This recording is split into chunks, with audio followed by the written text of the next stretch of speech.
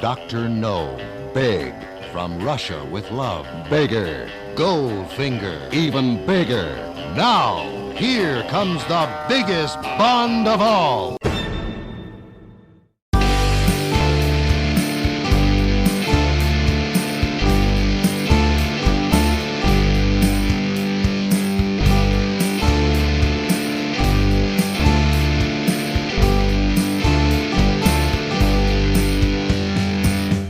Ready for Double O Heaven in this special episode of Trimming the Musical Fat, the podcast where we trim albums that are too damn long.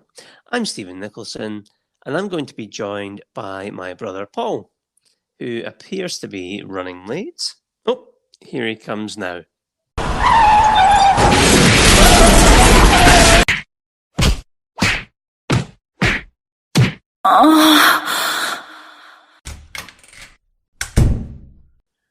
The name's Nicholson.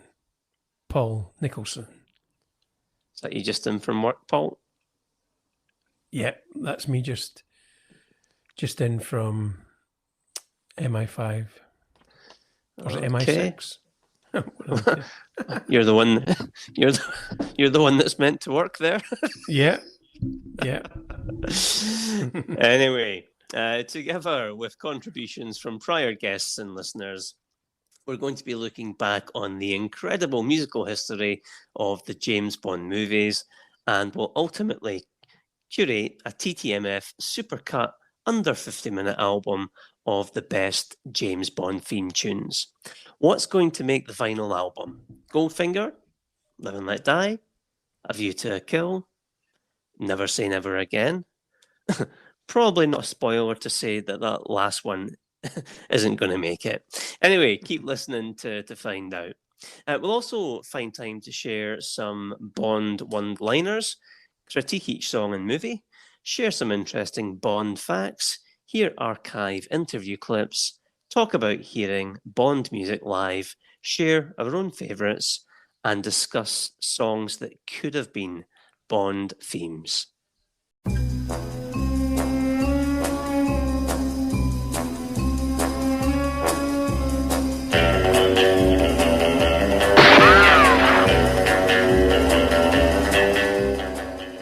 My name is Bond. Bond. Bond. Bond. Bond. Bond. James Bond. Okay, so Paul, we're talking Bond today. So we've got a few questions related to it. So what was the first James Bond movie you ever seen at the cinema?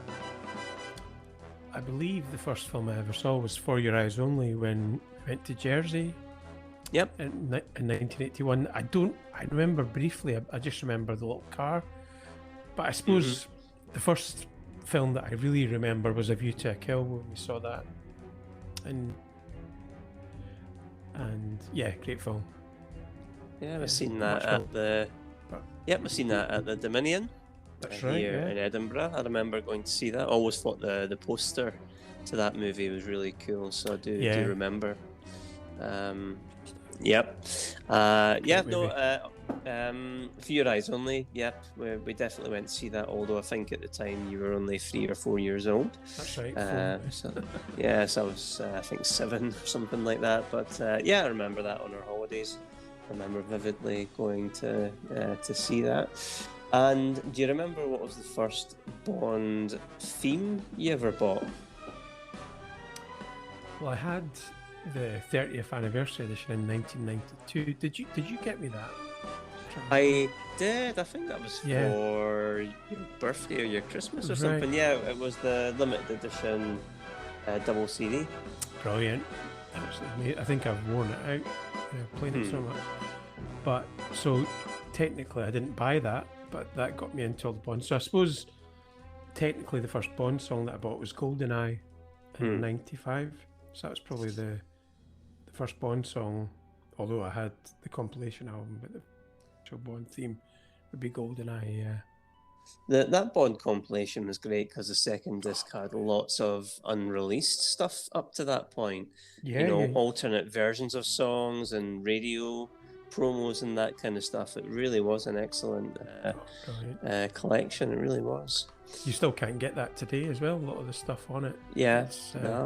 very rare, different version of Goldfinger by Anthony Newley That's right. and stuff like that. But no, it was very Yeah. good. That was good. Excellent. Well, the first one I bought was the 12-inch single of Aha's The Living Daylights. That's right, yeah. Yeah, and it had the 12-inch extended version, it had the 7-inch version, and it had the instrumental version. So, yeah, I think they were making the most out of that one song and that release. Remember, it was a blue cover, wasn't it? Yeah. Single, Yeah. And what's your favourite Bond movie? Favourite Bond movie? I was sort of thinking about this, and I was thinking, but currently, yeah, it could change from day to day, but I'm going to go with Casino Royale. Well, I just think it's just a classic that you never tire of watching. Of course, the ironic thing is, when I first saw it in the cinema, I didn't particularly like it. Then after because it was just so different. But actually, I just think it's an amazing story, and sadly, I don't think it really kicked on from there. But that's maybe another discussion to be. But brilliant. Yeah. What about you? Okay, it'd be a fight. It'd be Daniel Craig versus George Lazenby. I love On Her Majesty's Secret Service, not the edited version, but the full version, which is I think a brilliant film. And I also love Casino Royale, but on any given day this could change. The Spy Who Loved Me could go in there from Russia with Love. So there's a lot of great Bond movies there. But On Her Majesty's Secret Service or Casino Royale would be my favourites. And do you have a favourite Bond theme tune, Paul? Probably Live and Let Die. Mm-hmm. It's just a brilliant song, and it fits the film perfectly. And what's quite funny is that Cubby Broccoli and Harry Saltzman, they thought the Bond theme that was sent to them was a demo, or that's the myth about it anyway. And of course, it's like no, this is the actual song. But it was a great song, brilliant, and it's still the highlight if you go and see Paul McCartney in concert. It's the highlight of the show because of the fireworks and stuff. Yeah. Great song. Yeah, I think for me, but I think my all-time favourite would be "You Only Live Twice." I just love that song. Yeah, I actually heard the song on the radio before I ever seen the movie, and just thought, what is that? Loved it. Always loved that song. Yeah, excellent tune. Kind of typifies that period almost, doesn't it? The music, like Bond classic period. Very classic period. Very John Barry, sweeping strings, brilliant. Do you have a favourite actor to have played Mr. James Bond? It's got to be Big Sean. Big Tam? Big Sean. Yeah, Big Tam from Edinburgh, of course. Mm-hmm. Where are we from? Yeah, I just think he was just brilliant, and you could believe he could actually handle himself as well. And I think because he could. Yeah, he could. Because like Harry Saltzman and Albert Broccoli and stuff, and I think described him as a rough diamond, and they had to get him into that to be like James Bond, like Savile Row suits and that sort of sophistication, and they moulded him into that, helped him. But I like all the other guys as well, but I just think, he is James Bond, really,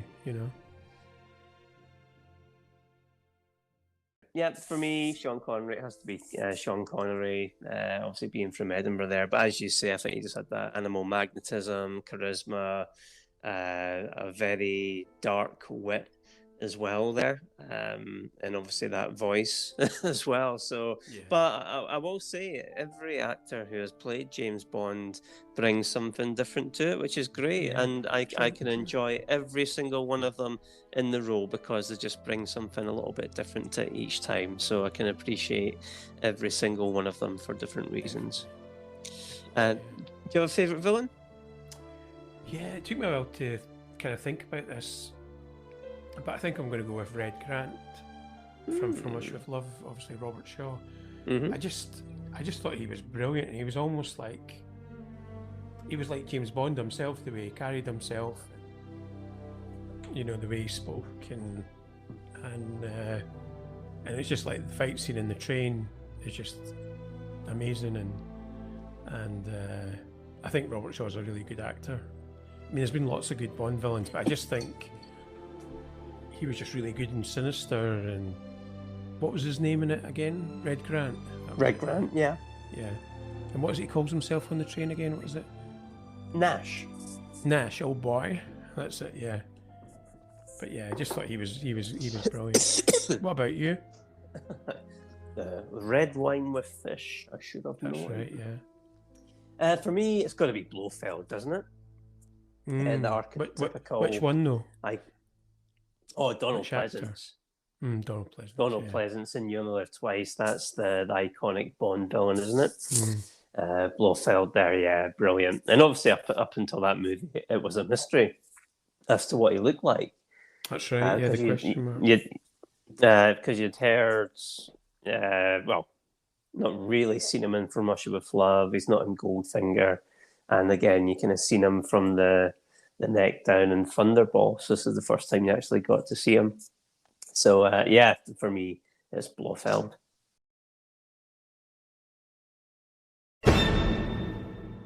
It's the tale of the tape.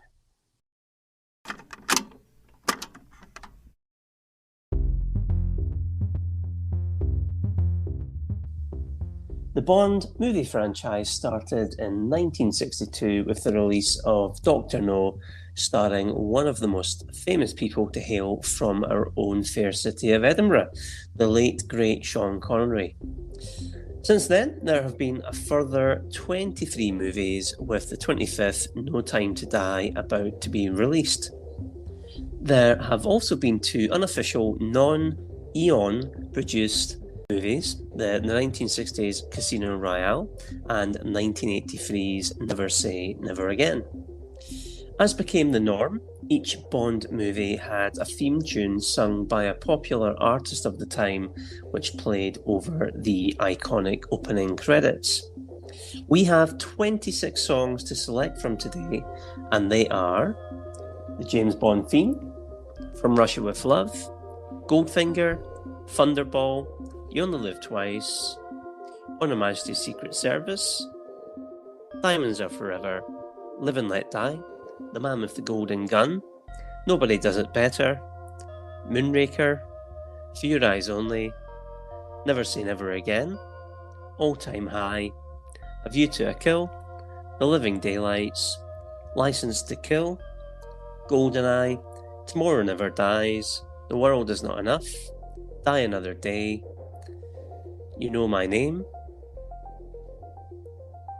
and then the Jack White one, which I'm forgetting, Another Way to Die. Another Way to Die, yeah. Yeah, Skyfall, The Writings on the Wall, and No Time to Die.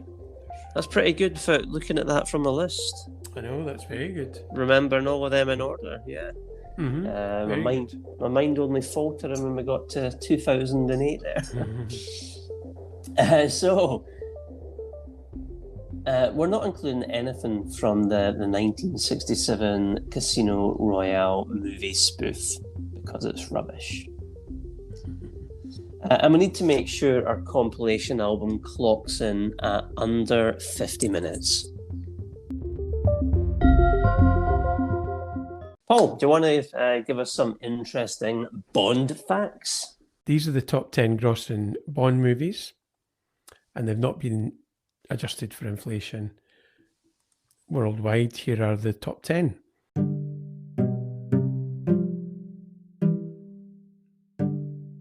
So at number 10 is For Your Eyes Only, which brought in $195 million. At number 9 is Moonraker, which brought in $210 million. At number 8 is Tomorrow Never Dies, which brought in $340 million. At number 7 is GoldenEye, which brought in $356 million. At number 6 is The World Is Not Enough, which brought in $362 million. At 5 is Die Another Day, which brought in $432 million. At number 4 is Quantum of Solace, $592 million. At number 3, Casino Royale brought in $594 million. At number 2 is Spectre, which brought in $880 million. And the number 1 grossing Bond movie of all time is Skyfall, with $1.1 billion taken at the box office worldwide.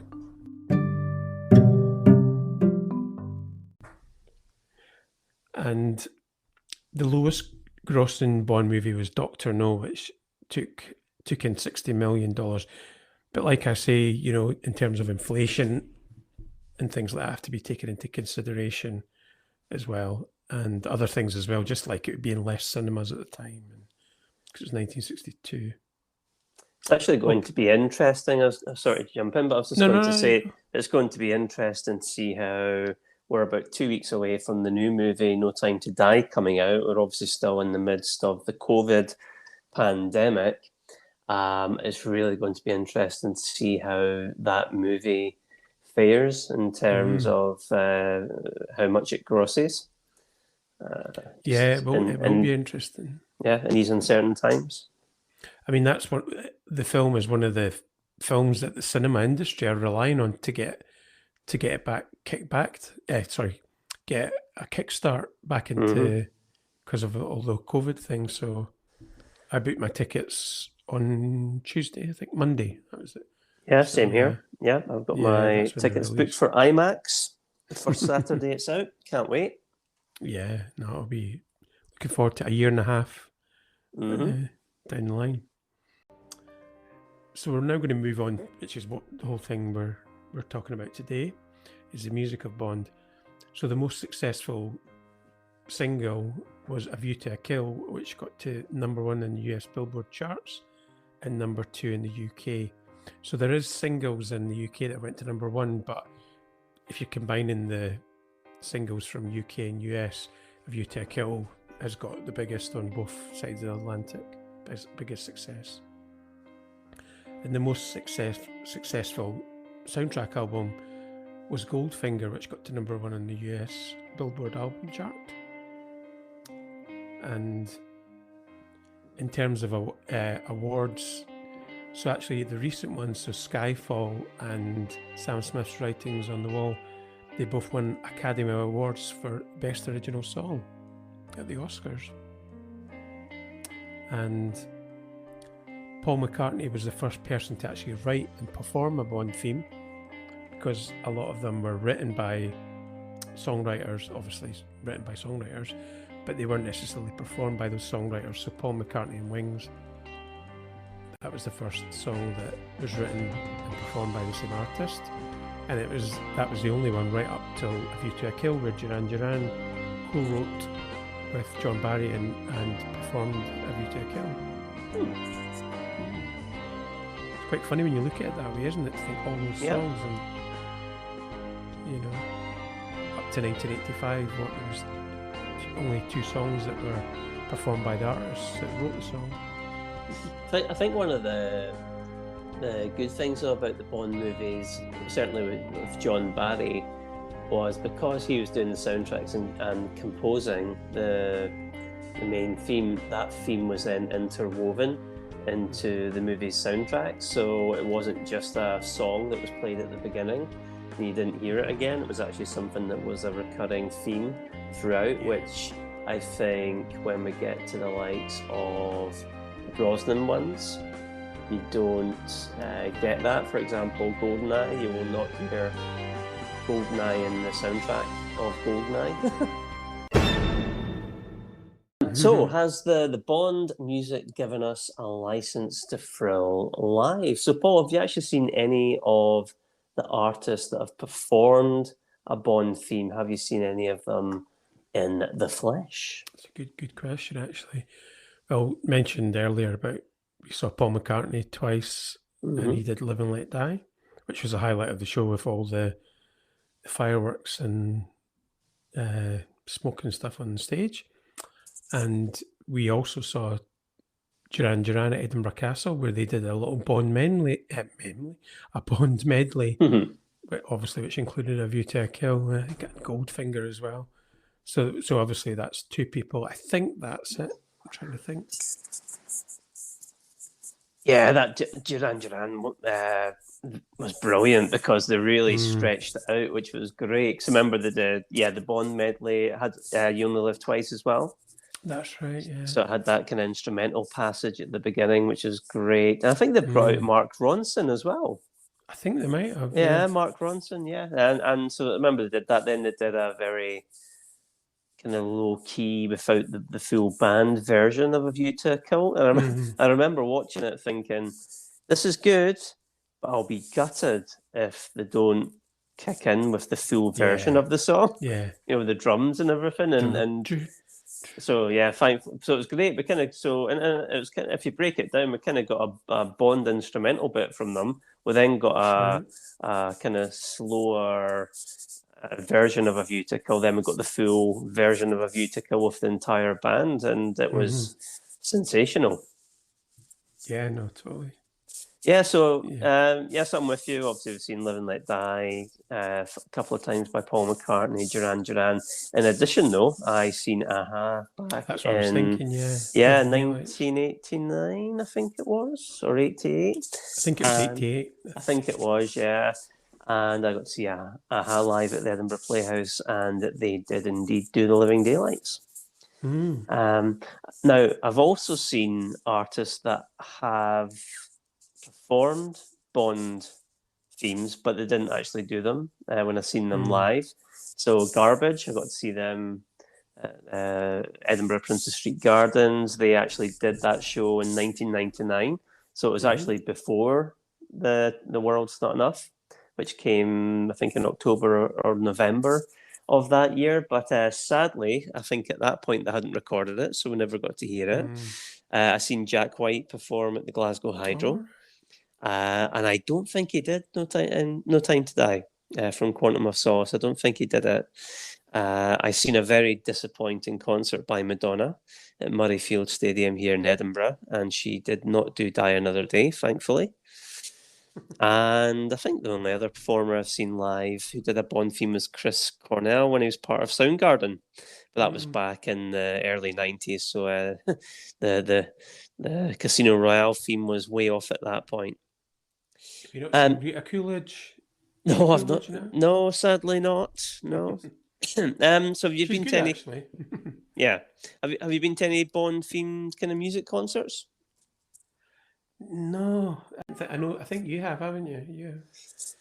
Yeah, I have actually a couple here in Edinburgh, and I think the best one was at the Usher Hall a couple of years ago, and that was with a full orchestra and a guest male and female singer, and they would alternate performing, you know, a male song, a female song, and doing different Bond theme tunes through the years. Absolutely brilliant. One of the best shows I have ever been to. And I was there with friends, and we're all James Bond fans. So we're actually in the stalls in the second row. So we're right up at the stage. And it was brilliant just to see these really talented performers doing these amazing songs in a really good venue. And it was that good. I'm actually going back again. I think it's next month they're doing another performance of it. Yeah, so I'm really looking forward. And ironically, just the way it's worked out, I think we've got the exact same seats again. So I'm really looking forward to it. But other than that, I think going back maybe 2 years, there was another show as part of the Edinburgh Festival, and that was in a smaller venue, but that was... I think it was just the drums, bass, keyboard, and guitar, and a singer doing Bond themes, and that was brilliant as well. Was that there as well? No, I was there with my friend Alan. Brilliant, great. I thought any excuse to go and see Bond music perform live, get along there and do it. It's time to keep the British end up with some of our favourite Bond quips. Hang on, James. The thought had occurred to me. Can I do something for you, Mr. Bond? Just a drink. A martini, shaken, not stirred.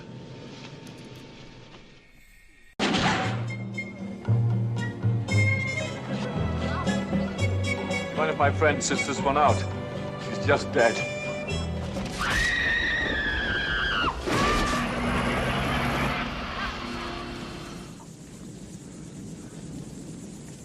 She always did enjoy a good squeeze.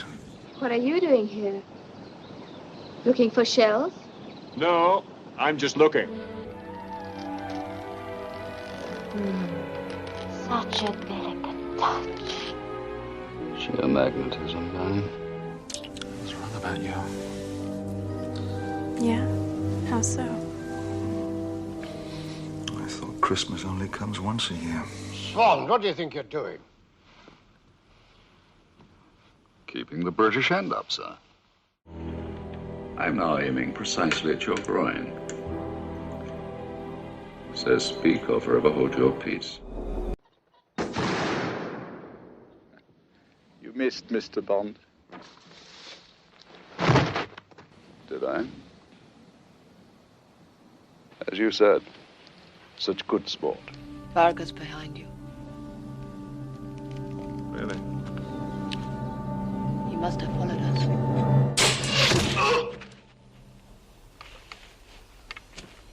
I think you got the point. Well, you needn't worry. The second is... Yes. Considerably. I missed the kill. Well, there's a name to die for. Yeah, sorry about this, Fred. 1, 2, 3.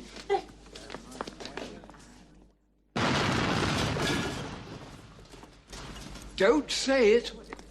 The writing's on the wall? Along with the rest of it.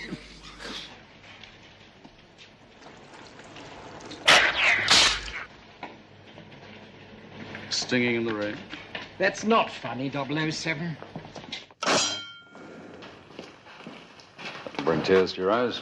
I trust you can handle this contraption, Q. It goes by hot air. Oh, then you can. Shocking.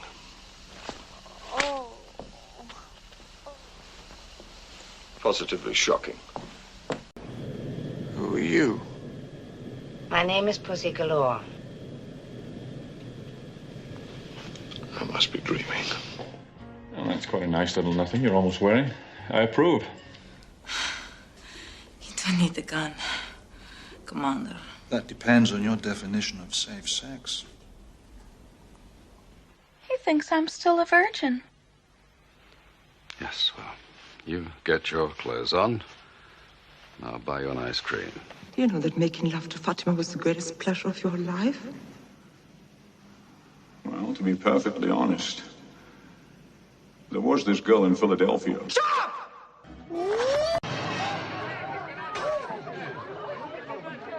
Play it again, son. You have a nasty habit of surviving. Oh, you know what they say about the fittest? Do you lose as gracefully as you win? I wouldn't know. I've never lost.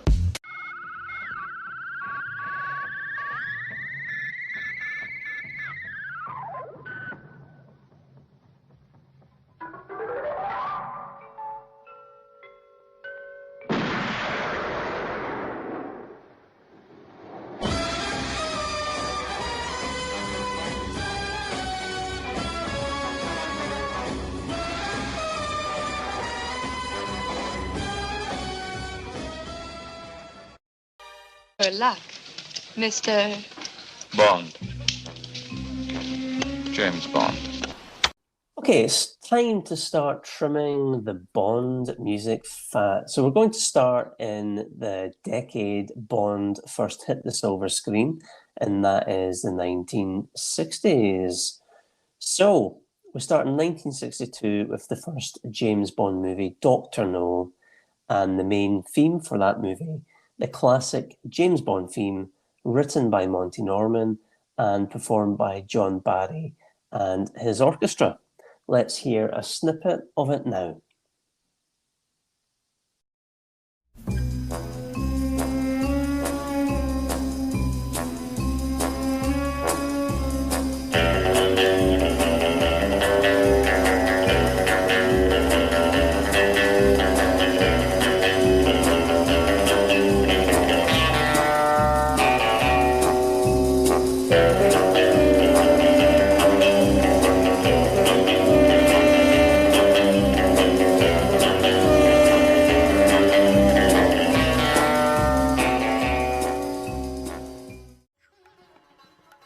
I went to my bottom drawer, found this number that I'd always liked, and played it to myself. And I was born with this unlucky sneeze, and what is worse, I came into the world the wrong way round. So it had this very Asian quality. Well, I get the Indian feel, but where is James Bond in all that? I thought, what would happen if I split the notes? So I went...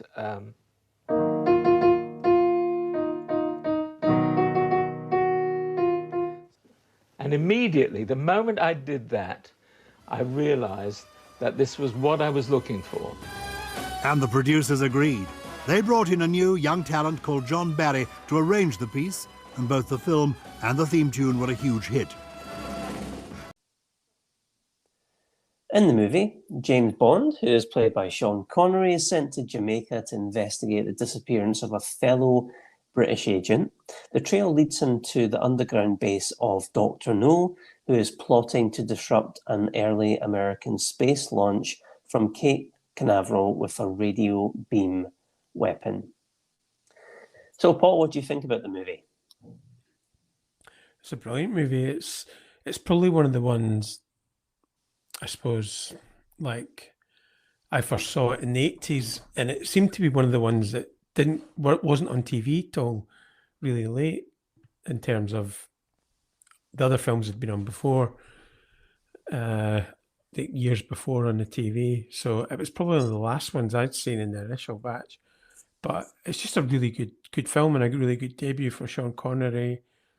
And obviously some of it now we'll probably find in these films wouldn't necessarily be as relevant today, but yeah, I think it's a great debut, and I love all the bits in Jamaica and stuff like that. Yeah, it's really good opener. Yeah, it's amazing to think as well that the money this film cost is what the stage set for You Only Live Twice cost. So the whole budget for this was the same as like that stage. Yes. Yeah. What about you? Great debut, yep. An iconic Bond, that iconic Bond, James Bond bit at the beginning of the movie. You've got Connery, who is really cool. Although one of the things I do laugh about watching it again is in this movie, and only this movie, it has a tendency to angry talk fast in conversation. Yeah. Hey, you. But yeah, Dr. No's a good villain. And as you say, a lot of the aspects of it are dated now. But yeah, it's still a good watch. And it's got Ursula Andress as Honey Rider. That's right, yeah. So always good. What do you think about the soundtrack, which was by Monty Norman? It's decent. I think it feels different to other soundtracks in a way, and because some of the some of the music on it was done by local Jamaican bands. The song do do do do do do do, and then Three Blind Mice as well. So it feels very different to the rest of them. So it's probably not as good, but I still think it's a really good start, and it just makes you think of the film in like Underneath the Mango Tree. I mean, that's so relaxing just listening to that. Yeah, I'm not a fan of the soundtrack at all. I think it must have sounded dated even back in 1962. But the James Bond theme is a classic, and as you say, there's some nice tunes in there. Underneath the Mango Tree, and what's it? Jump Up, Jump Up. So Jump Up, Jump Up, Jump Up, Jump Up, yeah. Jamaica. Yeah, there's some good stuff. There's some good stuff in there. So yeah, we've obviously got the main James Bond theme, which has been used in every official Bond movie, but it's not without controversy. I think courts have ruled twice that the theme was written by Monty Norman, despite claims and testimony by John Barry, the regular Bond composer, that he had actually written the theme. So yeah, I think the courts have sided with Monty Norman each and every time. The song reached number 13 on the UK charts as well. What do you think about the song? What more can you say? It's just iconic, isn't it? And yep. I was watching one of the documentaries on the Dr. No disc. And yeah, Monty Norman, you see him playing it on the guitar and stuff. And it's probably the John Barry version is more recognisable because it does the verse twice. Whereas the Monty Norman one's much shorter, but just iconic. Absolutely amazing. Yeah, it's a classic. It's actually my isn't it? ringtone on my phone. Oh, it's a classic. I think it must be up there with the likes of Star Wars, and the Superman theme is the most recognizable movie themes in the world. Yeah, love it. Jaws as well, yeah. Jaws, of course, yeah. Do you remember the awful drum and bass version that was included on Bond composer David Arnold's Shaken and Stirred Bond tribute album? Do you remember that?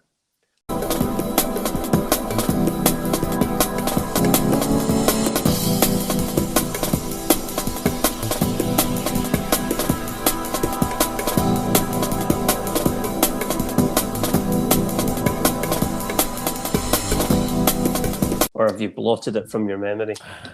I've actually got the album because I know you had it originally. I can't actually remember that version. Good job. Yeah, you kind of listen to it thinking, when's it going to sound like the James Bond theme? It's just, I think it's the name. It's the James Bond theme in name only. Because you'd never know from listening to it. It's terrible. Yeah. So, does it make it onto the album, Paul? What do you think? Oh, definitely, without a doubt, yes. Yeah, so I should say that there was a panel of 6 people making the decisions as to whether a song makes it onto the TTMF Supercut. And those are, of course, me and Paul, plus some prior guests of ours. So Davy Mellon, Paul Mellon, Alan Traynor, and Brian Borthwick. And I'm pleased to say all 6 of us were in agreement that the James Bond theme makes the cut.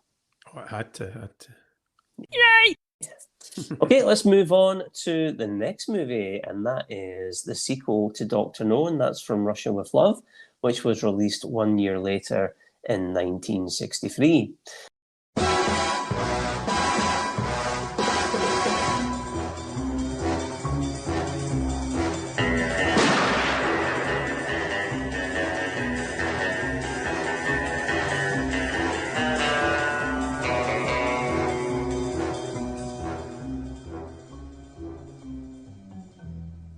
The theme song was composed by Lionel Bar-Even of Oliver fame, and it was sung by Matt Monro.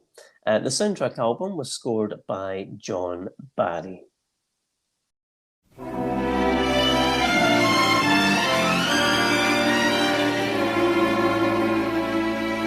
From Russia with love, I fly to you, much wiser since my goodbye to you. I've traveled the world to learn I must return from Russia with love. For the second Bond film, the producers turned to John Barry, who will eventually score an amazing 11 Bond films.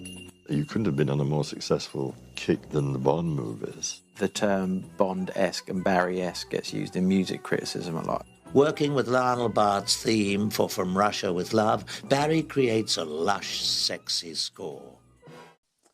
So in this movie, seeking revenge against MI6 agent James Bond for the death of their agent Dr. No in Jamaica, Spectre, the international criminal organisation, begins training agents to kill Bond before assigning the task to their Irish assassin, Donald Red Grant.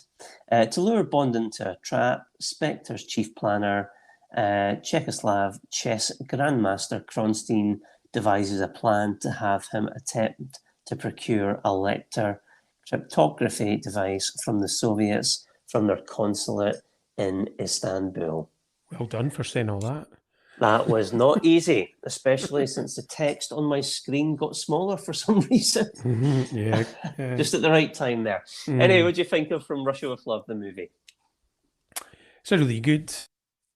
In fact, a couple of my friends, it's their favourite Bond film because I suppose it's a classic spy movie, and it's not one of my favourites, but it's got that early Bond feel to it, and I suppose that's the start of when the Bond themes really come into the franchise as well. Although I think at the start it's an instrumental version, isn't it? At the start. That's right.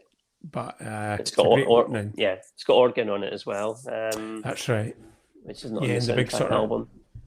The big sort of drums at the start, a bit like Zulu. John Barry obviously did it the next year, 2 years. But yeah, great film, very good film. Yeah. Yeah, actually, it is one of my favourites. I love the Cold War setting. I think the opening scene is fantastic on Spectre Island, where they're doing the training exercise to try and kill the fake Bond. And that whole opening scene is almost silent, as in there's hardly any words spoken there. And then it kind of segues into the music and the title sequence. Brilliant, absolutely brilliant. And there's also the great fight on the train between Red Grant and Bond. But yeah, I think it obviously follows the Ian Fleming book very closely, so it's got a really good story, great villains in it, and you can see already that Sean Connery is much more comfortable in the role of Bond in this particular movie. I think as well as this not the last film in Ian Fleming's lifetime. It was, yeah. Yeah, that's right. Because I think he just died before Goldfinger. No, I think yes, I think it was the last release film before he died. Yeah. That's right. Yeah. So the music for this one is quite interesting. I think the soundtrack's original recordings are thought to be lost, and it did not appear when the Bond soundtrack albums were issued in remastered form on CD, which is a real shame because it's a good soundtrack. And the album is different from the film, with the album's recording of the main titles sounding slower and not featuring the organ that's played in the movie version. So just subtle differences there. And I think with the soundtrack, it's a really good starter from John Barry. It's not a soundtrack I would tend to play, but I think, as I've mentioned already, the opening bars of the main theme and the title screen instrumental version are great. I think it's a huge step up in quality compared to Monty Norman's Dr. No score. What do you think? Yeah, it's really good. It's like you, it's not one of my favourites, but it's kind of like an important piece of the jig. And it's just a really good. You're getting the feeling of that Bond franchise really kicking off. This was the first time the 007 theme was used, wasn't it? In this soundtrack. And obviously you hear that in the next film's up to Moonraker. But that's a great theme as well. So yeah, that adds to it as well. What do you think about the main title song? It's good, yeah. It's a good song. It's like the film. It's not one of my favourites, but it's good. It's very much of its time, sort of crooner style. And it's just prior to when we get into the sort of the trademark Bond, like the next film, really, that's when it all kind of kicks off with Bond, really. Yeah, I agree with you. It's like an old school lounge singer type ballad. I do like it. And the thing that I think really enhances it is the use of, now is it a balakea, which is a Russian instrument. Yeah, it's good. Yeah. Yeah, you know, that in the background, which kind of brings to mind that Eastern Europe, Russian feel to it, which I like. And the song, I should say, reached number 20 on the UK charts. Does it make our cut? No, it does not.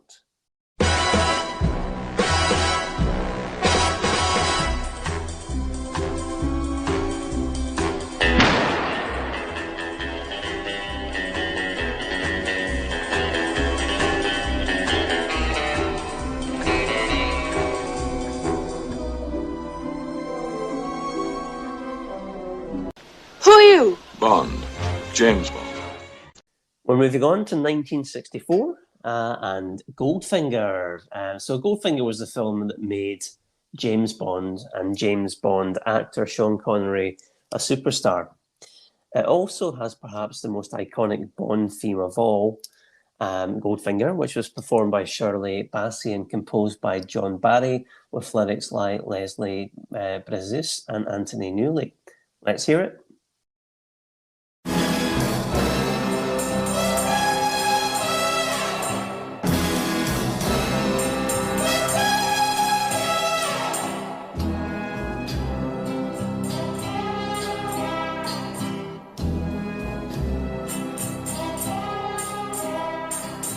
Goldfinger, he's the man with the Midas touch, a spider's touch, such a cold finger beckons you to enter his web of sin.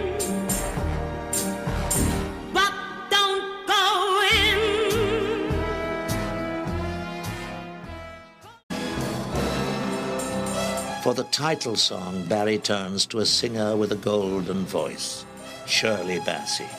I heard that dun dun dun dun dun dun. She was the idea person for a Bond song. And I said, I don't care what the words are. I'll do it. Goldfinger.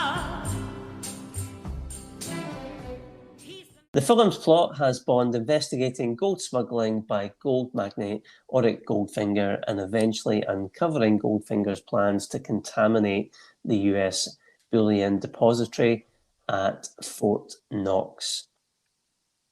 So what do you think about the film, Paul?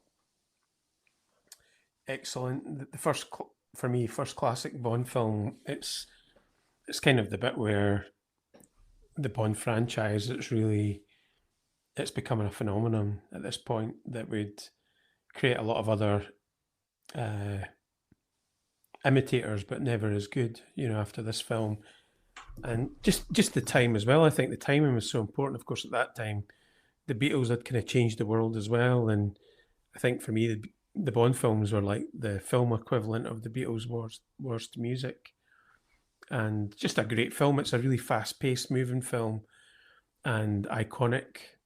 And great baddie, and of course Odd Job as well, is one of the famous sort of henchmen in the Bond franchise. What about you?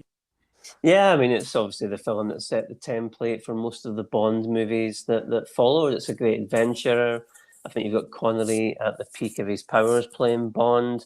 Lots of iconic scenes. Bond taking off the wetsuit to reveal a white tuxedo. John Masterton dying from being painted gold. Goldfinger's interrogation of Bond with the laser. Do you expect me to talk? No, Mr. Bond, I expect you to die. Bond fighting Odd Job in Fort Knox. You've got the introduction of the gadget-laden Aston Martin car.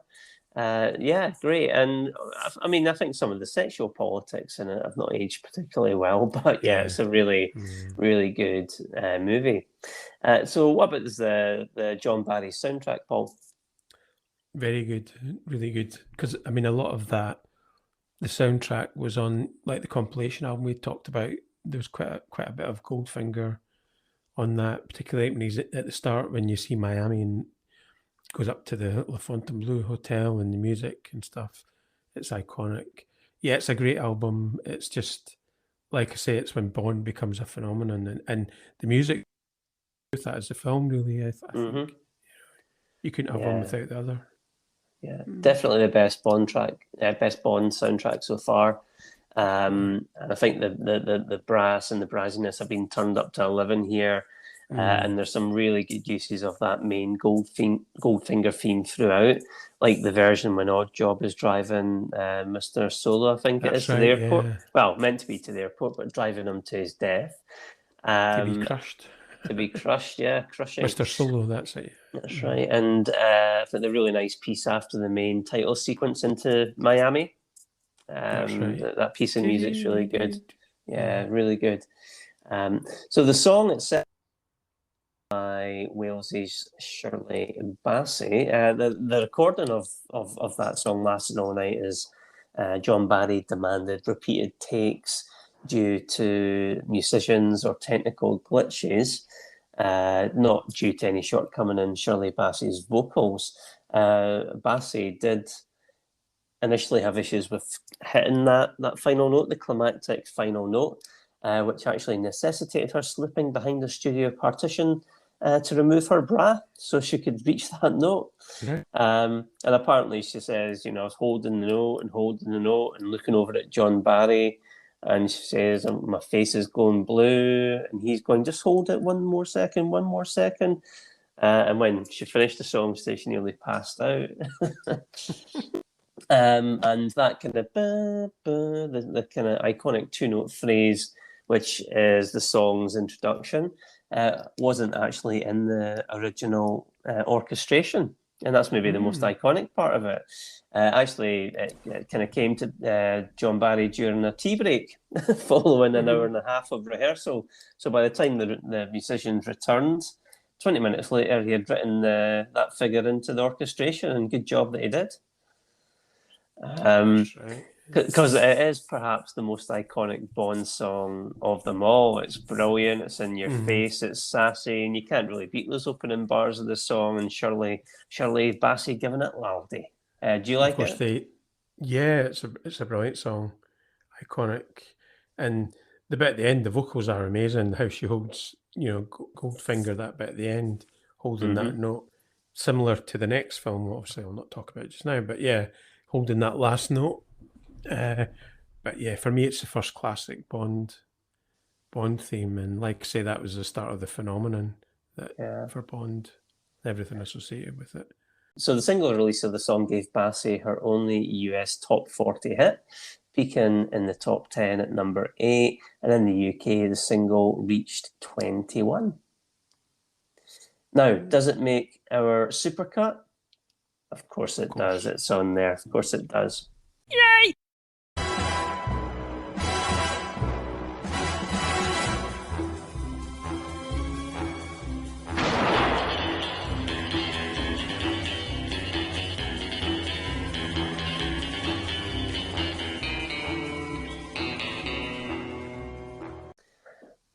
So let's move on to, we get another film the following year.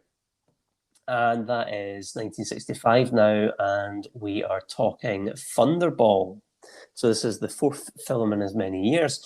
So Wales's Tom Jones sang the theme tune, and John Barry teamed up with lyricist Don Black to write Thunderball, which actually had to be done in a hurry, and you'll find out why after we've heard the song.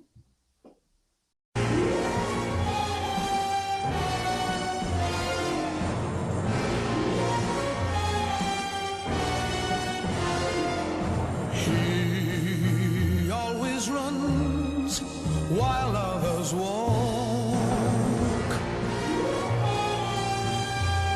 he acts while other men just talk. He looks at this world and wants it all. So he strikes like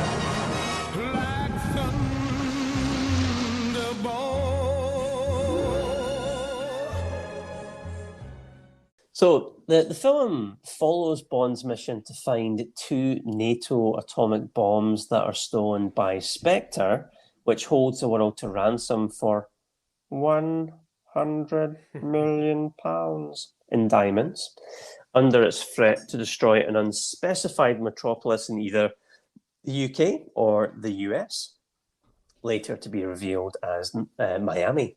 The search leads Bond to the Bahamas, where he encounters Emilio Largo, the card-playing, eye-patch-wearing Spectre number 2. So Thunderball is actually the most financially successful film of the Bond series in North America when adjusted for ticket price inflation. And after adjusting its earnings to 2011 prices, it has made around about $1 million. Did I say billion or million? $1 million. You think of Dr. Evil. I know. $1 million, Scott.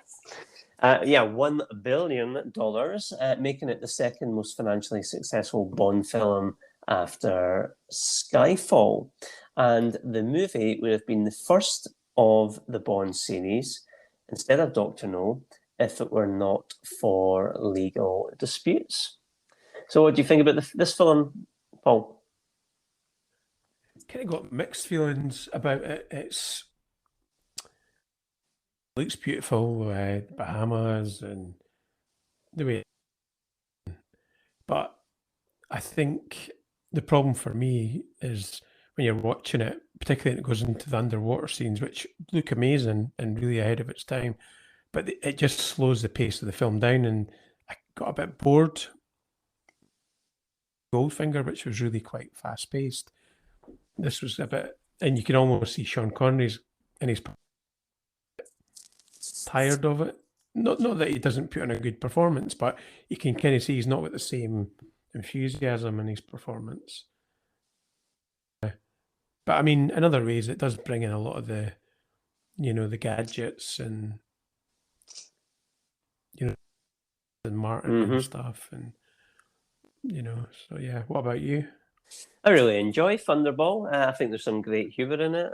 I like Bond pretending not to know how to use a gun when he's visiting Largo's residence, but being able to shoot the things just fine. Or the "she's just dead" line after I think it's Fiona Volpe is shot by her own men. Downside to the movie, yeah, there's a lot of underwater sequences that do drag on a bit, which does slow the movie down quite considerably. However, there is great action in there, not least the opening sequence in France with Bond escaping by jetpack, and I think the foreign locations, including the likes of the Bahamas in this movie, look absolutely stunning. Yeah. So for the soundtrack, it was John Barry again, who was on soundtrack duties. That was his third James Bond score in a row. And what do you make of it, Paul? It's a good soundtrack, actually, and the music underwater scenes, the music is really good. You do feel like you're underwater when you're listening. And yeah, in some ways I remember reading that on the compilation album from the 90s, that in some ways Thunderball is sort of Bond at the peak, in terms of merchandise and everything. That was really the peak, that period, and that's why, although it was filmed to date at the time, it was the most, but yeah, no, it's a good album. Some nice music, although I wouldn't say it would be in my top 5 of the soundtracks, for example, but it's good. Yeah. What about you?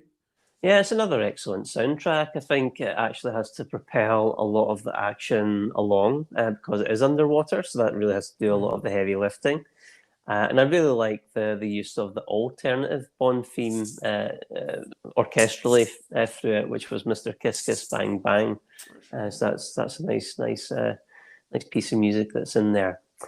So the song itself was by Tom Jones. It reached number 35 on the UK charts. However, there's actually a great deal of history to the song, because the actual original main title theme was called Mr. Kiss Kiss Bang Bang, and that was written by John Barry and Leslie Bricusse. The song was originally recorded by Shirley Bassey again. When there were concerns with the length of the track compared to the titles on the movie, it had to be re-recorded by Dionne Warwick, as Bassey was not available. And we can actually, in fact, let's play a snippet of the Dionne Warwick version right now. He's tall and he's dark, and like a shark, he looks for trouble. That's why the zero's double. Mr. Kiss Kiss Bang Bang. He's suave and he's smooth, and he can soothe you like vanilla. The gentleman's a killer, Mr. Kiss Kiss Bang Bang. The song was removed from the title credits after United Artists requested that the theme song contain the film's title in its lyrics. When it was planned to use Dionne Warwick's Mr. Kiss Kiss Bang Bang version in the end titles, Shirley Bassey sued the producers, which I actually didn't know until recently. Because United Artists wanted the name of the film in the main song title, Barry teamed up with lyricist Don Black and quickly wrote Thunderball. And Tom Jones, who obviously sang the theme tune, allegedly fainted in the recording booth after singing the song's final high note. I think I might have it here. I closed my eyes and I held the note for so long when I opened my eyes, the room was spinning. Yeah, what do you think about the song? I think it's a good song. I don't think it's brilliant, but it's not as good as Goldfinger. But great vocals again. And it's quite fascinating that, you know, Bassey and Tom Jones' last note they held was like amazing. And they're both Welsh as well, so it's quite interesting that they would do the two films after each other. But it's a good song. It's not one of my favourite Bond songs. It feels, and of course because it was rushed, it feels like it was just rushed out. I actually think Kiss Kiss Bang Bang's better. Mr. Kiss Kiss Bang Bang. Yeah. Yeah, I mean, for me, I think it's a great song. A really good orchestra on it, and I love the bit. And then he strikes like Thunderball. Theme comes in. Yeah, so I do like that there. So yeah, thumbs up for me for that song. Do you think it makes it on to our supercut? Yay! It does. It does get on there. So that's the third song that makes it. Now, which famous American country singer actually submitted a song called Thunderball for consideration? Do you know? Yeah, it's Johnny Cash. Yes, that's right. It's a Western song, doesn't it? It does. Yeah, so he actually did submit his Thunderball song to Eon Productions, but yeah, it wasn't used. But the lyrics of the song do describe the film's story. So let's hear a little short snippet of it. There's a rumble in the sky and all the world can hear it call. They shudder at the fury of the mighty Thunderball. Thunderball.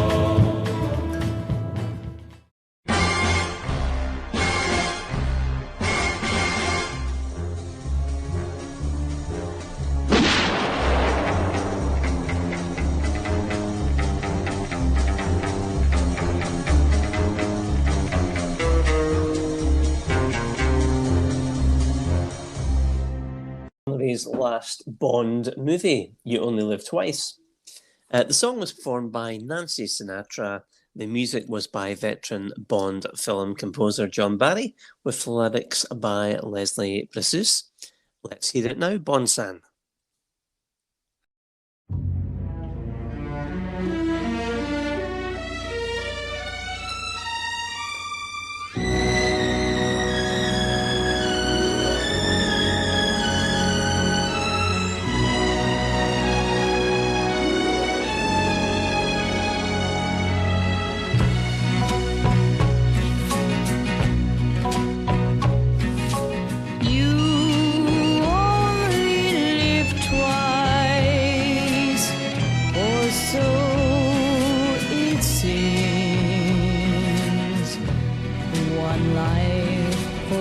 And one for your dream.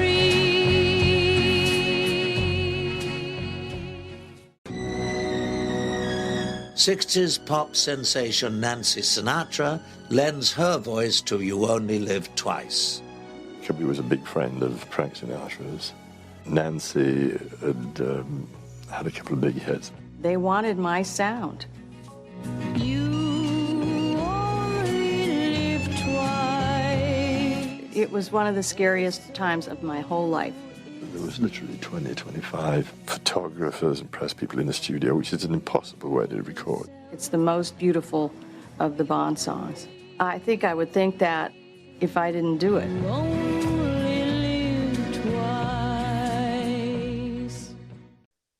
So in this film, Bond is dispatched to Japan after American and Soviet crewed spacecraft disappear mysteriously in orbit, and each nation blames each other amidst the Cold War.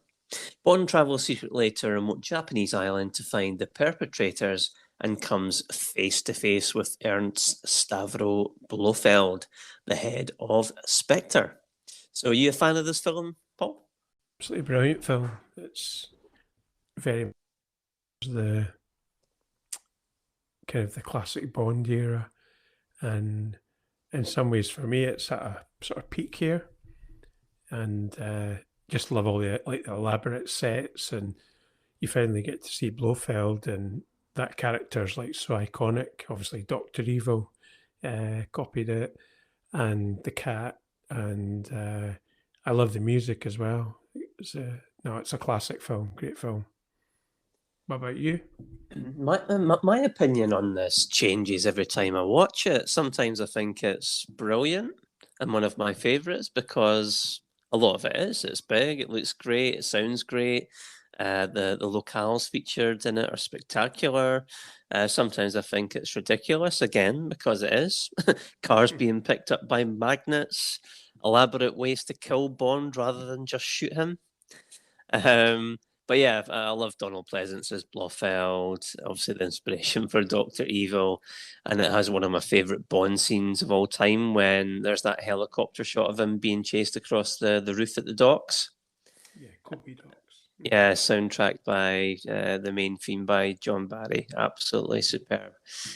So John Barry did the soundtrack again. What do you think of this particular soundtrack?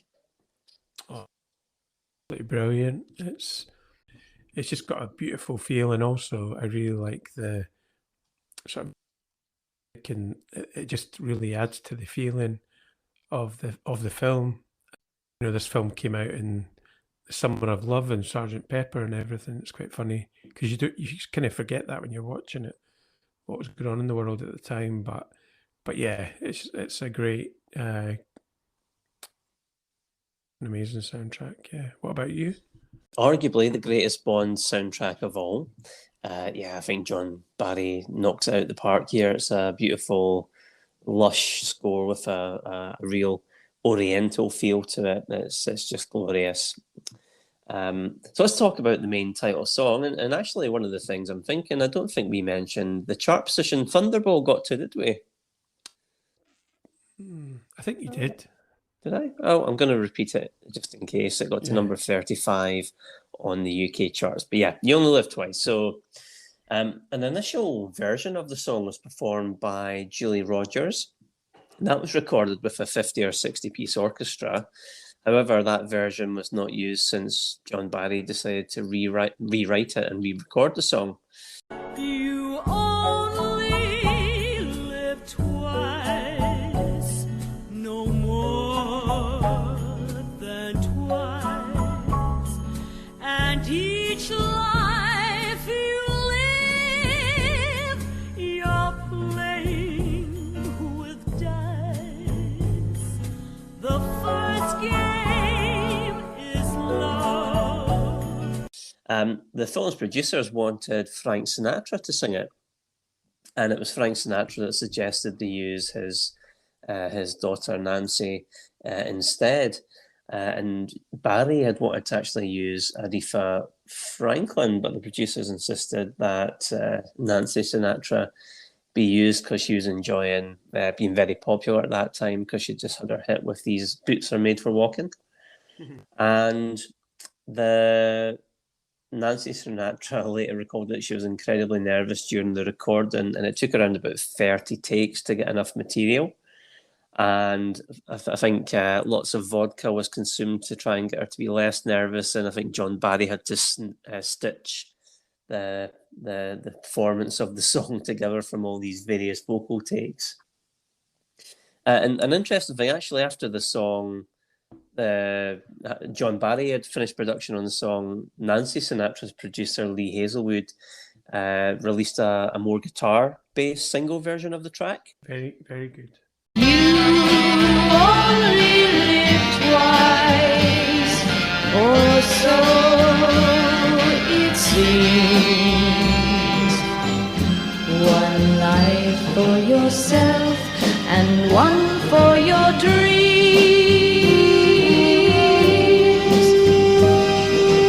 Yeah, both versions are great. I do prefer the John Barry one, but both are great in their own ways. And that song got to number 11 on the UK charts. And for me, this might just be my favourite Bond theme of them all. And I mentioned already, I heard this on the radio before I even seen the movie. And I think it's got those gorgeous sweeping John Barry's strings on it. A stunning song. And yeah, just amazing. What about you? Yeah, it's an amazing song. Just the feel of it and that period, and Bond was at its peak, and culturally and everything as well. And because James Bond at this point was massive all over the world, and particularly in Japan, where a lot of the film was filmed, and Sean Connery was being mobbed everywhere he went, and that's partly one of the reasons he didn't want to do Bond anymore, because even when he went to the toilets and stuff, he would get followed by fans. And yeah, that was one of his reasons for not wanting to do it anymore. But it's really clever as well at the start, how he fakes his death and stuff. It's just really, really clever. And he has a funeral and stuff. And he died on the job. It's what he would have wanted. You know, at the start, I just think it's so, yeah, just really quite clever.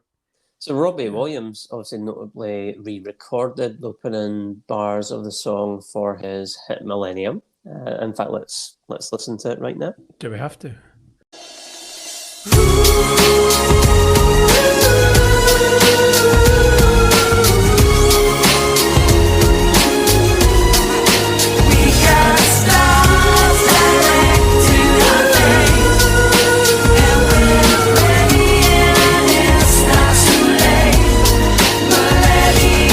And Bjork recorded it with David Arnold for his Shaken and Stirred album, but it was removed at the last minute at the request of Bjork, and I believe it was because she felt it was not as good as the original, so what's the point in releasing it? However, you can find it out there, and it is an excellent version of the song. It's a real shame it wasn't included on that album.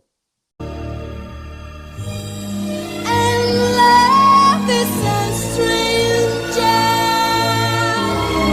cruel bad and you are. Don't think of the danger, come a stranger is gone.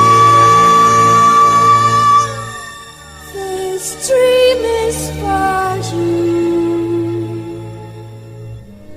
So pay the price. Make one dream come true. You only live twice.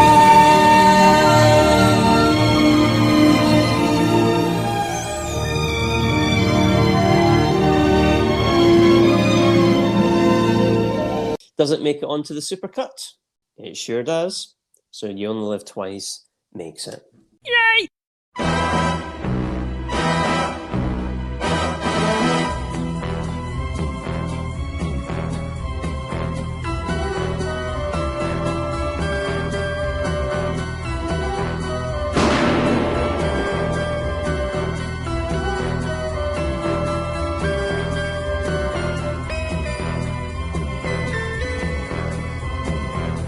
Good morning. My name's Bond. James Bond. So we come to the final Bond song of the 60s, and it's John Barry's instrumental theme tune to 1969's On Her Majesty's Secret Service, the sole entry in the series starring George Lazenby as Bond. And I suppose before we listen to the song, one of your nicknames, Paul, is Lazenby. Do you want to maybe explain to everybody listening how you got that nickname? Because my acting ability is as good as George Lazenby. No, I think it was in the mid-90s, wasn't it? We were in a pub or something, and we were and stuff, and they said, "Oh, the way you chat, it's like you're Bond or something." Aye, that's where Lazenby came from, wasn't it? Is that right? Oh, I actually think it was said in a car.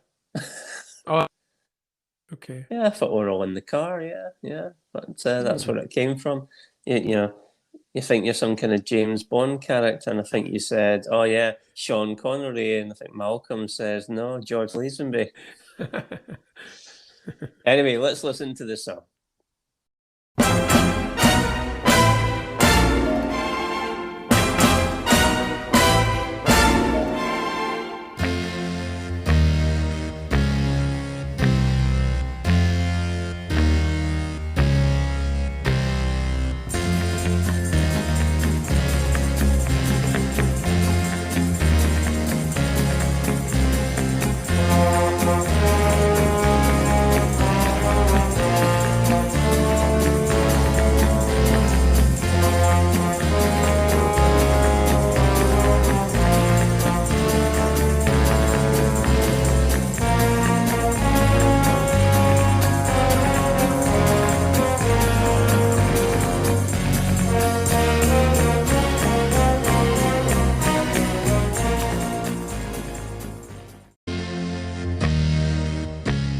On Her Majesty's Secret Service introduces a new James Bond, and John Barry introduces a new Bond sound.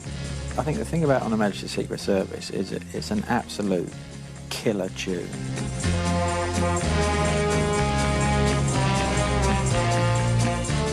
To create the score, Barry combined synthesizers with alpine horns. Bond faces Blofeld, Telly Savalas, who is planning to hold the world to ransom by a threat to render all food plants and livestock infertile through the actions of a group of brainwashed angels of death. Along the way, Bond meets, falls in love, and eventually marries Contessa Teresa de Vincenzo, played by Diana Rigg. And yeah, although its cinema release was not as lucrative as its predecessor, You Only Live Twice, the film was still one of the top performing films of the year 1969. And for me, for this movie, it's probably my favourite Bond movie. I've read the book, and the film does follow that quite closely. I like how Bond is less of a Superman in this. He's a bit more human. I think the film's got a great story. It's got real heart. It's set at Christmas, and all great movies are set at Christmas. The Pete's Gloria location is stunning. It's definitely on my bucket list to visit there. There's great action in it. For example, the attack on Pete's Gloria, the bobsleigh chase, the opening sequence on the beach. I think George Lazenby is at his best in those sequences. The action sequences is very, very good. And Diana Rigg is the ultimate Bond girl, clever, attractive, can hold her own in the action stakes. It's a beautifully directed film by Peter Hunt, and it's actually a real shame he never did do another. And yeah, what an ending! Bond's new bride killed, and it was actually a brave choice to include that by the filmmakers, but it does give the film some real heft. Do you like the film, Paul? Yeah, it's a bit like Doctor No in the sense that it was one of the last ones that I'd seen up to that point in the 80s or early 90s. And I always remember thinking it was weird, it was different, but certainly in the last maybe 15 years, it's been reevaluated because it was really criticised a lot at the time. But it's one of my favourites now as well, and it's quite emotional as well, and it shows that vulnerable side to Bond as well, and the ending and stuff. And it's just really, it was a brave brave thing to do at the time, and I think George Lazenby regrets kind of maybe the way he behaved at the time. After the film came out and everything, and but it just wasn't meant to be that he would do any more. But I thought he did a reasonable job actually, particularly in the action scenes and very good film. One of the ones I would probably watch. I'd look to watch more than any of the films actually. Yeah, John Barry's score for this is is highly regarded and perhaps the best score of the series. Would you agree with that? Yeah, certainly. Yeah, definitely. It's brilliant. You just feel, and even We Have All the Time in the World, it's just a beautiful song, and not even just hearing the strings from that, like throughout the film and stuff, and also a lot of other good stuff that John Barry had made. It was perfect. Yeah, it's just a shame it wasn't appreciated at the time. Yeah, I think the soundtrack for this and You Only Live Twice are the two best Bond soundtracks, and it's interesting they're kind of in sequential order. The two main themes for this movie are woven into the film extremely well. Obviously, the On Her Majesty's Secret Service main theme, and the We Have All the Time in the World is used for the romantic type stuff. And the use of We Have All the Time in the World played by the strings at the end of the movie after Bond's wife Tracy is killed, and it's then followed by a brief version of the James Bond theme. It's great. And actually, John Barry has some good use of synthesizers on the soundtrack as well. So yeah, brilliant soundtrack. The actual theme song, so John Barry felt it would be difficult to compose a theme song containing the title of the movie, which it probably would be. But they had considered briefly adding lyrics to the title song, but I think that idea was poo-pooed. And the track is notable for its use of a Moog synthesizer on its bass line, dun, dun, dun. Right. So that kind of instrument's distinctive sound would become a real mainstay of other film soundtracks in the 1970s. But yeah, the song was never released as a single. But for me, it's a brilliant instrumental. It's dramatic. It's exciting, and yeah, that Moog synthesizer, that descending bass line is brilliant. Do you like it? Absolutely brilliant. Yeah, just really. Yeah, just you feel like when you listen to it, you're skiing down the mountains. And it's good throughout the film how you hear the theme. And it's really quite clever as well because they use that at the opening credits as well, and they have like it kind of goes back in time with Bond. You see him on the clock, and the music's it's very of its time, but it's quite ahead of its time in some ways as well, like the synthesizers and just one of my favorite soundtracks as well as favorite film as well. Yeah, definitely. You remember the cover version by the Propellerheads in 1997 that was on the Shaken and Stirred album? It was okay, yeah. I'm trying to remember it. It was great. In fact, do you know what? Let's play a little bit of it now. Yeah, okay.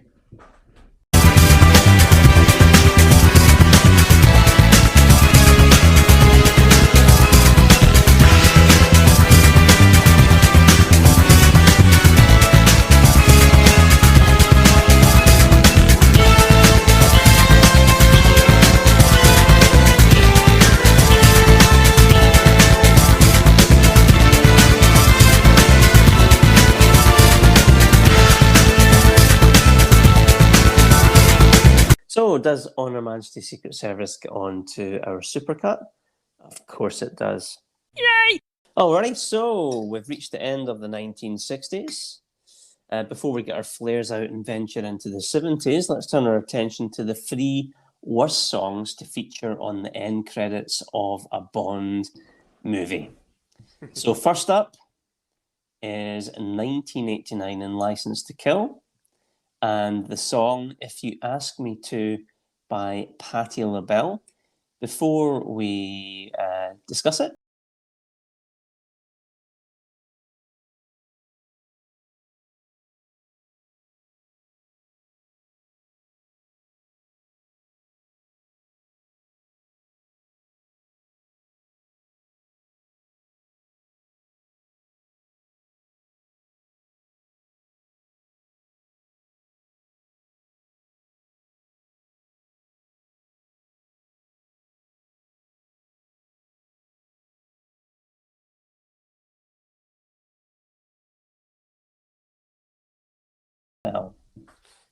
If she asked me to, I'd say no, because it's not a very good song.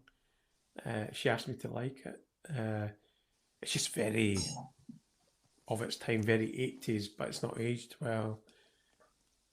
It just makes me think of the end of the film, you know, when they're at the hotel and he jumps in the water, and the little ornament, the eyes open and close. It makes me think of that sort of the end, but it's very, very 80s, and it just doesn't age well. So rubbish song, I have to say. Nah, it's crap. And it's now I'd forgotten actually. Celine Dion covered this a few years after, and it was a big hit. But it's a terrible song. Why is that going anywhere near a Bond movie? Really, why is it anywhere near it? However, good news for Patty, it's not the worst song on this list. We move forward to 1995 in GoldenEye, and we get The Experience of Love by Eric Serra. Let's hear it now. I know you dream alone, holding on to lies, and you wait around,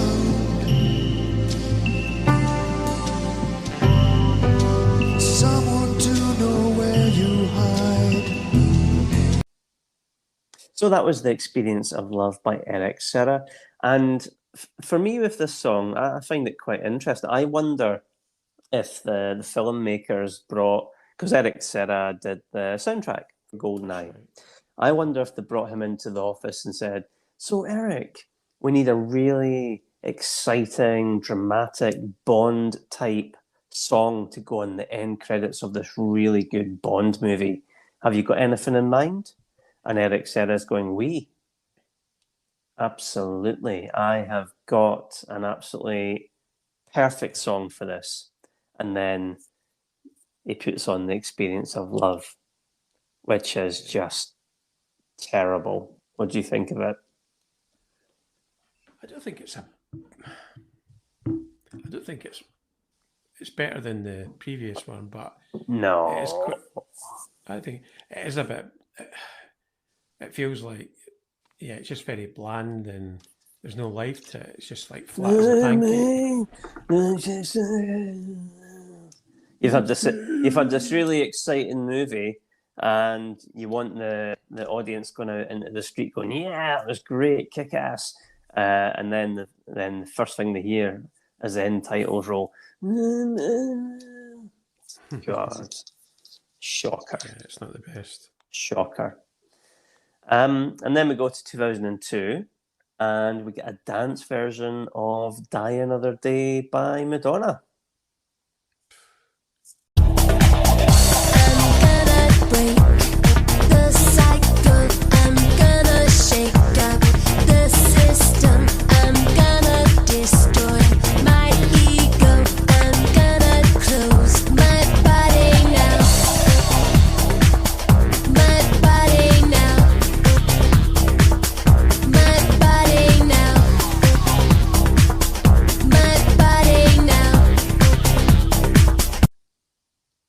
Hotspot. The original was bad enough, but I think they've even outdid themselves. Yep. The end one, yeah, terrible. Yep, I know. So we've had the poor version as it is on the main titles. Let's actually put an even worse version on the end credits. Mm-hmm. Brilliant. I think we'll have to give actually an honourable mention to The World's Not Enough's Only Myself to Blame, which was sung by Scott Walker. Now, that was written by Don Black and David Arnold, so obviously talented guys, and Scott Walker's a good singer. But the song is that much of a downer. The director of the movie, Michael Apted, nixed the idea of it being played over the end credits, and David Arnold put on the James Bond theme instead. Thank goodness. I've walked way past midnight. I've driven for days. I've tried to forget in so many ways. What do you think of the song? A bit like the last one in a sense. It's not a bad song, but it's just a bit depressing. I think that's probably the best word. As with the previous song, it's just when a Bond film finishes, you kind of want to go out and on a high, and they just totally bring you down. The opposite effect. So Scott Walker obviously has got an amazing voice and music history, but it's a decent song, but it's not great. Not one of the best anyway.